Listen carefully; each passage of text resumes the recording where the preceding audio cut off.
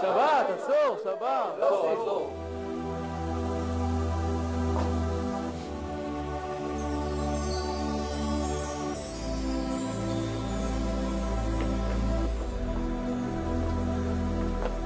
יוסי.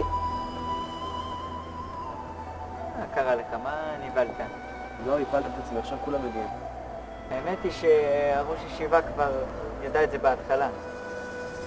הייתה לו הרגשה והוא ברר עליך בישיבת מעלות העירה, ואמרו שם שלא מכירים בחור בשם יוסי שטיינברג.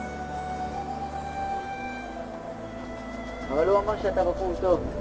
הוא רצה לתת לך להשתלם.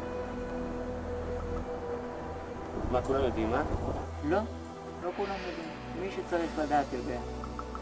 חבל, בוא תחזור. לחזור? אחרי שקיבלתי את האור בשבת, מה, אתה נורמלי? אבל לא התכוונת, זה קורה לכל אחד, זה היה בשוגג. בוא תחזור. אבל רגע, אין לי אפילו דבר תורה להגיד. פרשת השבוע, פרשת יתרו.